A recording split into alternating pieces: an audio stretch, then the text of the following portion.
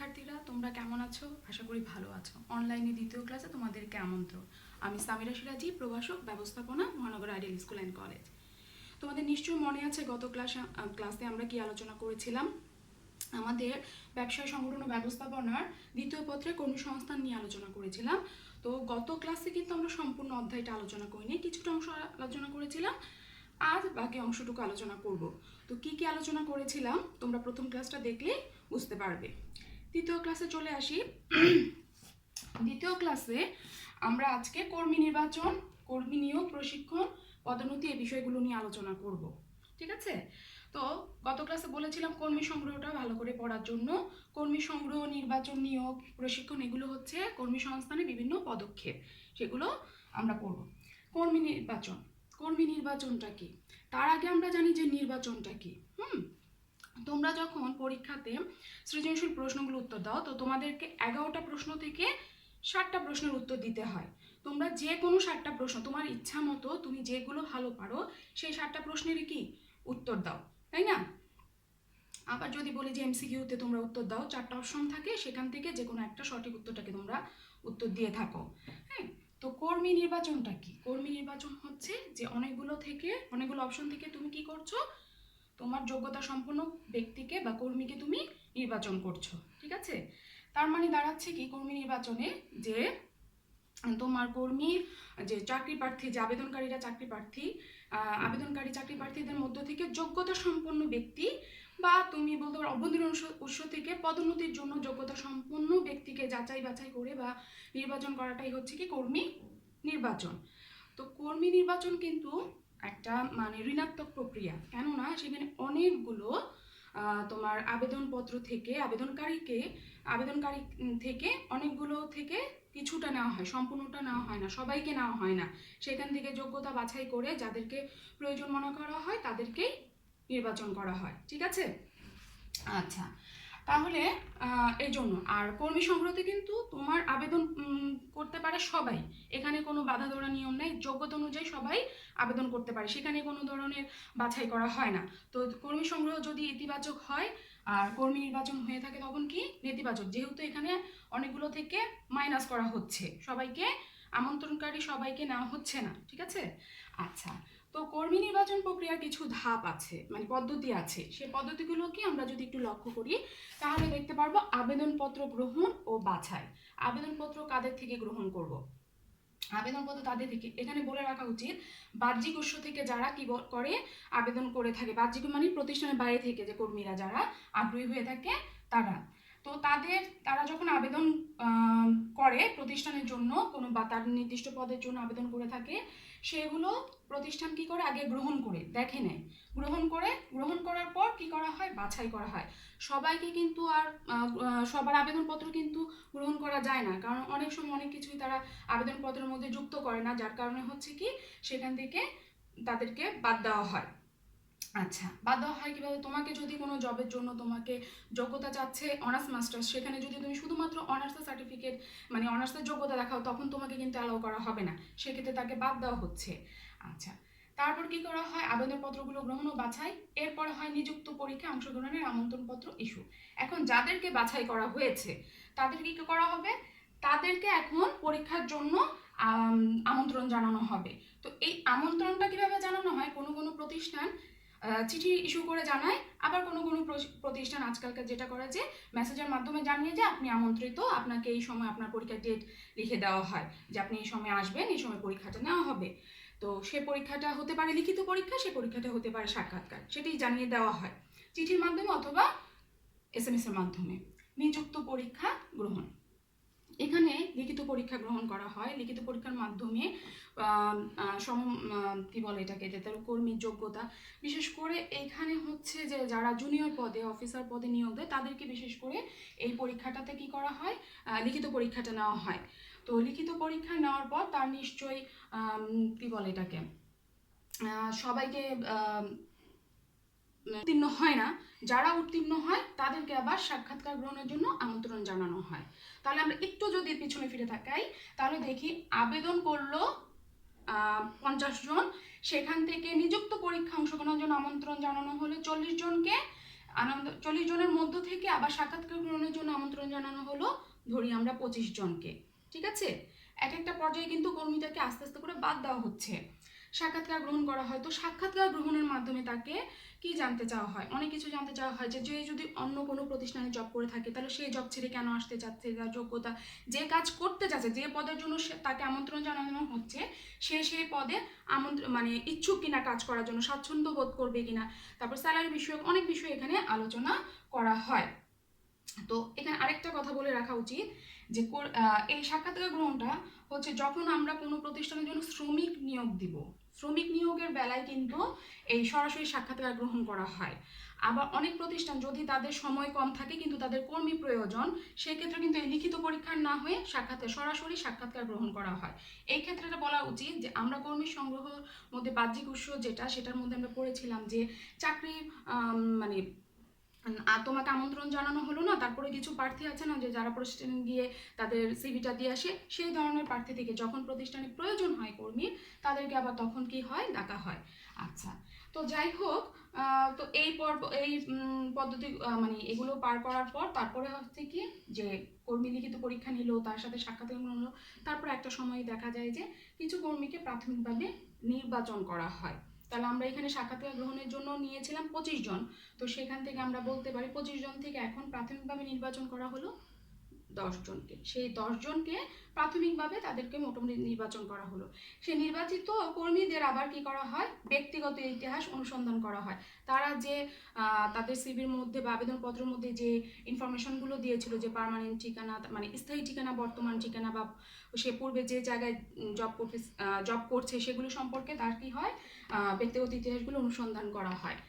এটা অনুসন্ধান করার পর ডাক্তারি পরীক্ষা করা হয়। ডাক্তারি পরীক্ষা কেন করা হয়, যে কর্মীকে যে কাজটা দেবো সে ঠিক মতো করতে পারবে না, অনেক সময় করা হয় ডাক্তারি পরীক্ষা, যে যাচাই বাছাই করা হয় যে সে সুস্থ আছে কিনা, সবল আছে কিনা সেটা জানার জন্য। তো এই পর্বগুলি শেষ হওয়ার পর, এই পদ্ধতিগুলো শেষ হওয়ার পর কি করা হয়, একজন কর্মীকে চূড়ান্তভাবে নির্বাচন করা হয়। এই যে চূড়ান্তভাবে নির্বাচন করা হলো, চূড়ান্তভাবে কিন্তু নির্বাচন করার মধ্যে সবাইকে কাজে নিয়োগ দেওয়া হয় না। আমরা কিন্তু লাস্টে বলেছিলাম বিশেষে যে প্রাথমিক নির্বাচন যখন বলেছিলাম 15 জন, এই 15 জনের মধ্যে 10 জনকে নিয়োগ দেওয়া হলো আর 5 জনকে ওয়েটিং লিস্টে রাখা হলো। চূড়ান্তভাবে কিন্তু করা হলো।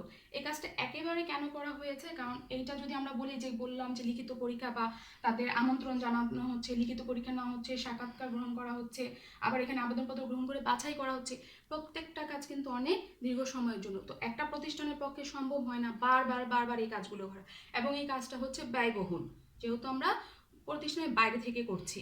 আর যদি আমি কর্মী নির্বাচনটা প্রতিষ্ঠানের ভেতর থেকে করি, অভ্যন্তরীণ উৎস থেকে করি, সেখানে আমার হয়তো বা 3 জন অপশন আছে, যে 3 জন যোগ্য কর্মী থেকে আমি যে কোনো একজন কর্মীকে পদোন্নতির মাধ্যমে কি করব, তাকে নতুন পদে নিয়োগ দিতে পারি। সেক্ষেত্রে আমার কিন্তু কোনো খরচ হচ্ছে না, প্রতিষ্ঠানে কোনো খরচ হচ্ছে না। কিন্তু যখন আমরা বাইরের বাহ্যিক উৎস থেকে কর্মী নির্বাচন করতে যাব, তখন কিন্তু হচ্ছে খরচ হচ্ছে, ব্যয় হচ্ছে। সেই কারণে আমরা বলতে পারি কি যে চূড়ান্ত নির্বাচনের সময় যে আমার যদি মানে প্রতিষ্ঠানে যদি প্রয়োজন হয় 10 জন কর্মী, তারা 10 জনকে নেওয়ার পর আরও যে এক্সট্রা তারা কিছু নিয়ে থাকে, অতিরিক্ত কর্মী নিয়ে থাকে, তো যেখানে আমরা বললাম যে 15 জনের কথা, এটা জাস্ট উদাহরণ হিসেবে বলা হয়েছে। তো ওই 5 জন কি ওয়েটিং লিস্টে আছে। আচ্ছা, এরপর চলে যাই কর্মী নিয়োগ। তো কর্মী সংগ্রহ, কর্মী নির্বাচন, কর্মী নিয়োগে আসে। কর্মী নিয়োগ থেকে এই যে চূড়ান্তভাবে নির্বাচন করে দিলাম, এখন যে কর্মীকে নিয়োগ দেওয়া হবে তাকে কি তাকে কিছু শর্তাবলী উল্লেখ করা হবে, সেই অনুযায়ী তাকে যে এই যে এগুলো থেকে যাচাই বাছাই করার পর তাকে কিছু শর্তাবলী দেওয়া হবে, এবং তার যে পদের জন্য সে আবেদন করেছিল সেই পদে তাকে নিয়োগ দেওয়া হবে। তো এখন সেক্ষেত্রে কর্মী নিয়োগটা দুভাবে হতে পারে, একটা স্থায়ী ভিত্তিতে আর একটা অস্থায়ী ভিত্তিতে। এখন কথা হচ্ছে কর্মী চূড়ান্তভাবে যে কর্মীকে নির্বাচন করা হয়েছে, সেই কর্মী তার পদে চাইলে যোগ দিতে পারে, না চাইলে নাও যোগ দিতে পারে। এখন যোগ দিতে পারে না কেন, যখন প্রতিষ্ঠান তাকে কিছু শর্ত উল্লেখ করে দিতে পারে, তখন কর্মী যদি পছন্দ হয় তাহলে সে কিন্তু যোগ দিবে, আর যদি পছন্দ না হয় সে কিন্তু ওই প্রতিষ্ঠানে আর যোগ দিবে না। ঠিক আছে। আচ্ছা, স্থায়ী ভিত্তিতে তো কর্মীকে একদম পার্মানেন্টলি তাকে নিয়োগ দেওয়া হলো। অস্থায়ী ভিত্তিতে কখন করা হয়, অস্থায়ী ভিত্তিতে হচ্ছে কন্ট্রাকচুয়াল হতে পারে, বা এটা 6 মাস ব্যাপী হতে পারে, বা 1 বছর ব্যাপী হতে পারে। তো সেই ক্ষেত্রে দেখা যায় অনেক সময় অস্থায়ী ভিত্তিতে যে কর্মীকে নির্বাচন করা হয় বা নিয়োগ দেওয়া হয়, সেই কর্মী কিন্তু একটা সময় যদি তার পারফরমেন্স ভালো করে, সেই ক্ষেত্রে তাকে অস্থায়ী থেকে স্থায়ীতে নিয়ে যাওয়া হয়। ঠিক আছে, এই ছিল। আচ্ছা, তো আমরা এবার পরবর্তীতে চলে যাব প্রশিক্ষণ ও উন্নয়ন। আচ্ছা, এখন হচ্ছে কি প্রশিক্ষণ ও উন্নয়ন। প্রশিক্ষণ হচ্ছে কি, প্রশিক্ষণ কি, একটা কর্মী যে তাত্ত্বিক জ্ঞান, সে যে জ্ঞানটা জানে যে কার্যদক্ষতা বৃদ্ধির জন্য তাত্ত্বিক জ্ঞানের। আচ্ছা, প্রশিক্ষণটা কি তাহলে আমরা কি বললাম, যে বললাম কর্মীর কার্যদক্ষতা বৃদ্ধির জন্য তাত্ত্বিক জ্ঞানের পাশাপাশি তাকে হাতে কলমে শিক্ষাদানের যে আনুষ্ঠানিক প্রয়াস, সেটাকে বলা হচ্ছে কি প্রশিক্ষণ। প্রশিক্ষণের মাধ্যমে একটি কর্মীর কার্যদক্ষতা কি পায়, বৃদ্ধি পায়। সে যে কাজটা জানে সেই কাজটাতে আরো বেশি সে ভালো করে কাজটা সে করতে পারে। ঠিক আছে, তো এখন করতে পারে এটা বললাম, তো তার মাধ্যমে কি কার্যদক্ষতা বৃদ্ধির মাধ্যমে তার কি হচ্ছে, তার দক্ষতা বৃদ্ধি পাচ্ছে।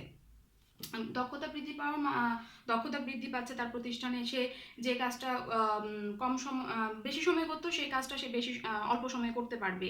তারপর যে যদি বলি যে মেশিনারি ব্যবহার, যদি বলি যন্ত্রপাতির ব্যবহার, যে একটা যে কর্মীটা একদম নতুন, যে যন্ত্রপাতি ব্যবহার করতে জানছে না বা যন্ত্রপাতি ব্যবহার করে কিন্তু সে খরচ বেশি করে ফেলছে, সেই কর্মীটাকে যখন প্রশিক্ষণ দেওয়া হবে তখন কি হচ্ছে, তার প্রতিষ্ঠানের ব্যয়টা কমে আসবে, কারণ সে এখন যন্ত্রপাতি ইউজ করতে জানে, হ্যাঁ, প্রশিক্ষণের মাধ্যমে।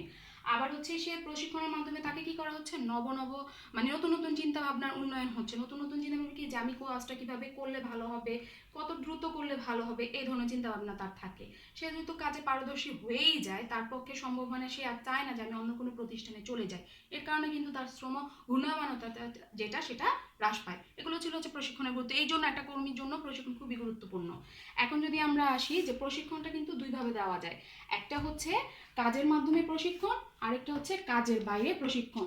কাজের মাধ্যমে প্রশিক্ষণ দেওয়া কি, সেটা যদি আমরা এইটা দেখি তাহলে বুঝতে পারছি যে কাজের মাধ্যমে যে কর্মীকে প্রশিক্ষণ দেওয়া হয়। তো কাজের মাধ্যমে হচ্ছে যে একজন ঊর্ধ্বতন কর্মীর ঊর্ধ্বতন কর্মকর্তার অধীনে থেকে কর্মীরা যখন কোনো প্রশিক্ষিত হয়, সেটাকেই সাধারণত বোঝানো হয়। তো সেক্ষেত্রে প্রথমটা হচ্ছে যে শিক্ষানবিশ প্রশিক্ষণ। শিক্ষানবিশ প্রশিক্ষণটা কি, আমরা যদি বলি যে কোনো মানে কর্মীকে যখন স্থায়ীভাবে নিয়োগ দেওয়ার প্রয়াস থাকে বা তখন সেই কর্মীকে কোনো একজন কি বলে এটাকে, যে ঊর্ধ্বতন কর্মকর্তার অধীনে রেখে তাকে কি করা হয়, হাতে কলমে কাজ শেখানো হয়। হাতে কলমে কাজ শেখানো হয় ও তার দক্ষতা বৃদ্ধির প্রয়াস জানানো হয়। কেন, কারণ ওই কর্মীটাকে একটা সময় গিয়ে কি করতেছে, যে স্থায়ী ভিত্তিতে নিয়োগ দেওয়া হচ্ছে সেজন্য। আচ্ছা, সে হিসেবে আমরা বলতে পারি, আমরা যদি উদাহরণ দিই, সেটা হচ্ছে হিসাবরক্ষক। তো হিসাবরক্ষক যখন হিসাবরক্ষক হিসেবে কাউকে নিয়োগ দেওয়া হবে, তখন তাকে কি করা হচ্ছে, যে তাকে একজন ঊর্ধ্বতন কর্মকর্তা কাজটা শিখিয়ে দিচ্ছে, যাতে পরবর্তীতে তাকে স্থায়ীভাবে প্রতিষ্ঠানে রেখে দেওয়া যায়। ঠিক আছে, আর এই যে শিক্ষানবিশকালীন এই সময় অনেক প্রতিষ্ঠান আছে এই কর্মীদেরকে কিছু বেতনও দিয়ে থাকে। সব প্রতিষ্ঠান দেয় তা না, কিন্তু কিছু কিছু প্রতিষ্ঠান দিয়ে থাকে। এবার চলে আসি পদ পরিবর্তন বা পদ আবর্তন। কখনো এটা প্রশ্ন হিসেবে আসে, পদ পরিবর্তন হিসেবে আসে, যে পদ পরিবর্তন কি, কখনো আসে পদ আবর্তন কি, একই কথা। ঠিক আছে, তো পদ পরিবর্তনটা বা পদ আবর্তনটা কি, একটা প্রতিষ্ঠানে একই ধরনের পদমর্যাদায় বিভিন্ন ধরনের কাজ শেখানোর জন্য কর্মীকে এক টেবিল হতে অন্য টেবিলে, এক অফিস হতে অন্য অফিসে স্থানান্তরের মাধ্যমে প্রশিক্ষণ দেওয়ার প্রয়াসকে পদ পরিবর্তন বলে। কি বলে, একটা প্রতিষ্ঠানে একই ধরনের পদমর্যাদার বিভিন্ন ধরনের একই ধরনের পদমর্যাদায় বিভিন্ন ধরনের, মানে হচ্ছে যে যে পদে কর্মীটা আছে তাকে সেই পদের বহাল রেখে বিভিন্ন বিভাগে তাকে স্থানান্তর করা হয়। যদি আমরা এখানে বলি যে কোনো কর্মীকে যদি কোনো উৎপাদন ব্যবস্থাপক হিসেবে এসে থাকলো, পরবর্তীতে তার কিন্তু ব্যবস্থাপক এই পদটা চেঞ্জ হচ্ছে না, তাকে আবার তাকে শিক্ষানবিশের কারণে তাকে প্রশিক্ষণের জন্য আবার উৎপাদন ব্যবস্থাপক বানানো হলো, উৎপাদন ব্যবস্থাপককে আবার হচ্ছে অর্থ ব্যবস্থাপক বানানো হতে পারে, এইরকম। তো এটাই আমরা সাধারণত এগুলো দেখে থাকি যে ব্যাংকগুলোতে অথবা মন্ত্রণালয়গুলোতে আমরা এই প্রশিক্ষণটা দেখে থাকি। প্রবেশনা, এখন প্রবেশনার পাশে যদি আমি ইন্টার্নশিপ লিখতাম তাহলে হয়তো আপনাদের জন্য তোমাদের জন্য বুঝতে সুবিধা হয়ে যেত। প্রবেশনাটা কি, প্রবেশনাটা হচ্ছে যে পদ্ধতিতে একজন প্রশিক্ষণার্থীকে একজন উচ্চ পদস্থ পর্যায় নির্বাহী বা বিশেষজ্ঞ কর্মীর অধীনে রেখে কার্যক্ষেত্রে হাতে কলমে শিক্ষা দেওয়া হয় তাকে, সেটাই হচ্ছে প্রবেশনা পদ্ধতি বা প্রবেশনা প্রশিক্ষণ। যেমন একজন যদি এমবিবিএস ডাক্তার, সে কিন্তু এমবিবিএস পড়াশোনার পরে ডাক্তার হয় না, তাকে ইন্টার্নশিপ করতে হয়। আমরা হয়তো বা আমাদের যদি দেখে থাকো যে তোমাদের বড় আপু ভাইয়ারা আছে ডাক্তারকেও, তাদেরকে দেখতে পারো যে তারা এরকম করে ইন্টার্নশিপ করতে পারে। আচ্ছা, কোচিং পদ্ধতি হচ্ছে, তোমরা কোচিংয়ে পড়ো নাকি, কোচিং পদ্ধতি বুঝতে তোমাদের সুবিধা হবে। সেটা হচ্ছে যে পদ্ধতিতে একজন সুপারভাইজার বা ব্যবস্থাপকের অধীনে কয়েকজন কর্মীকে নির্দিষ্ট করে, ঠিক আছে, কয়েকজন কর্মীকে নির্দিষ্ট করে দিয়ে নিবিড় পরিচর্যার মাধ্যমে প্রশিক্ষণের ব্যবস্থা করা হয়, তাকে বলা হয় কোচিং কি প্রশিক্ষণ।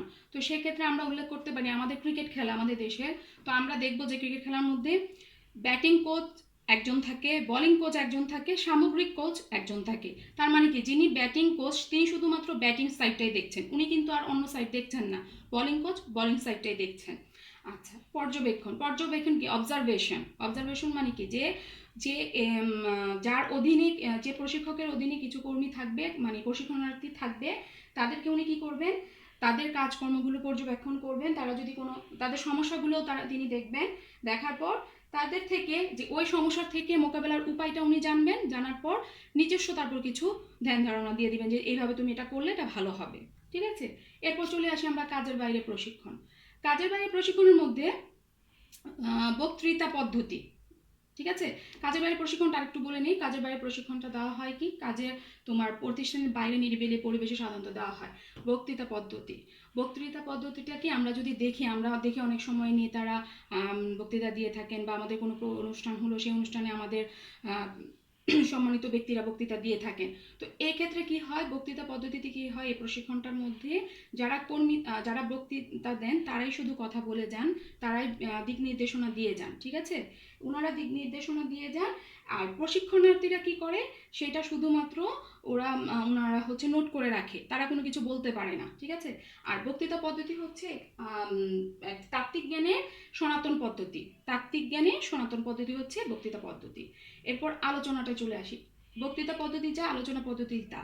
এখানে যেমন আলোচনা করা হয় কোনো বিষয় নিয়ে, এখানেও আলোচনা করা হচ্ছে, কিন্তু এক্ষেত্রে বক্তৃতা পদ্ধতিতে কর্মী কোনো কথা প্রশ্ন করতে পারে না, কিন্তু আলোচনা পদ্ধতিতে প্রশিক্ষণার্থী এবং প্রশিক্ষক দুইজনই আলোচনা করতে পারেন, কথা বলতে পারেন, ঠিক আছে।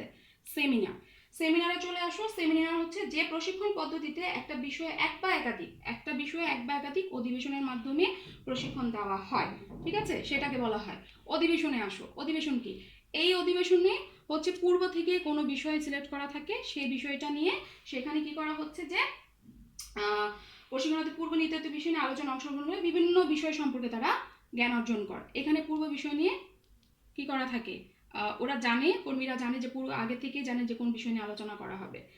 ঘটনা, এখানে করা হয় কর্মীদেরকে কি করা হয়, কর্মীদের সামনে কোনো ঘটনা বা বিষয় তুলে ধরে তারপরে হচ্ছে তাদেরকে ওই সমাধান করতে বলে, সমস্যার সমাধান করতে বলে। কিভাবে, সমস্যার সমাধান করে লিখিত আকারে প্রকাশ করতে বলে। এইটা যে পদ্ধতিতে করা হয় সেটাই হচ্ছে ঘটনা পদ্ধতি বা প্রশিক্ষণ পদ্ধতি। এরপর চলে আসি অনলাইন শিক্ষা ও ই ট্রেনিং। অনলাইন শিক্ষা দেখে বোঝা যাচ্ছে যে অনেক সময় আমরা এখন সবাই অনেক ব্যস্ত, তো দেখা যায় না যে আমরা কোনো প্রশিক্ষণ কেন্দ্রে গিয়ে প্রশিক্ষণ নেওয়ার মতো সময় থাকে না। সেই ক্ষেত্রে অনলাইনের মাধ্যমে কি করা হচ্ছে, যে বিভিন্ন ধরনের প্রশিক্ষণ নেওয়া যায়, ঘরে বসে বিভিন্ন ধরনের প্রশিক্ষণ নেওয়া যেতে পারে, ঠিক আছে। নেক্সট, আচ্ছা, পদোন্নতিটা কি, যারা আমাদের গত ক্লাসটা দেখেছো তারা কিন্তু বলতে পারবে যে পদোন্নতিটা কি।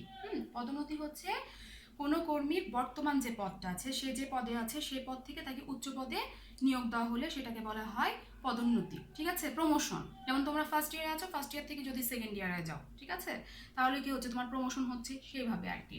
তো পদোন্নতিটা হয়ে থাকে অভ্যন্তরীণ উৎসের মাধ্যমে, এটা হয়ে থাকে। আর পদোন্নতির মাধ্যমে একটি কর্মীর তোমার যেমন আর্থিক সুযোগ সুবিধা বৃদ্ধি পায়, ঠিক তেমনি তার ক্ষমতা, পদমর্যাদা সমস্ত কিছুই কিন্তু বৃদ্ধি পায়। এটা হচ্ছে একটা কর্মীর জন্য পুরস্কার স্বরূপ। ঠিক আরেকটা বিষয় বলে রাখেন পাশাপাশি, যে পদোন্নতির সাথে সাথে কিন্তু পদাবনতি বলে একটা শব্দ আছে, যেটা হচ্ছে যে কর্মীকে কি বলে এটাকে, যে সে যে বর্তমান পদে আছে সেই পদ থেকে নিম্ন পদে নামানো হয় আর কি, নিম্ন পদে দেওয়া হয় তাকে। সেটা কিন্তু একটা কর্মীর জন্য শাস্তি স্বরূপ, কারণ হচ্ছে সে বর্তমান পদ থেকে নিচের পদে যাচ্ছে, তার জন্য এটা কিন্তু ভালো না, ঠিক আছে, সে পানিশমেন্ট হিসেবে তাকে সেটা দেওয়া হচ্ছে।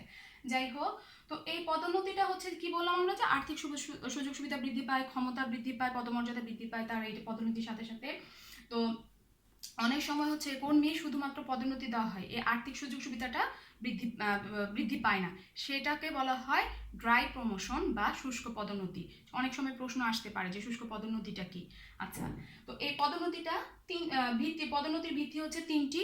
একটি হচ্ছে জ্যেষ্ঠতার ভিত্তিতে, একটা হচ্ছে যোগ্যতার ভিত্তিতে, জ্যেষ্ঠত্ব ও যোগ্যতার ভিত্তিতে। এই তিন ভিত্তিতে একটি কর্মীকে কি করা হয়, একজন কর্মীকে পদোন্নতি দেওয়া হয়ে থাকে প্রতিষ্ঠানের মধ্যে।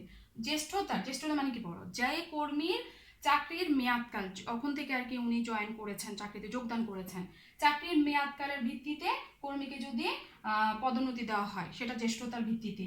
যোগ্যতার ভিত্তিতে হচ্ছে কর্মীর চাকরির মেয়াদকাল সেটা দেখবে না, কর্মীর যোগ্যতা দেখবে, যোগ্যতা, দক্ষতা, তার প্রশিক্ষণ, তার কারিগরি জ্ঞান, এই সকল বিষয়গুলিও সেখানে বিবেচনা করা হয়।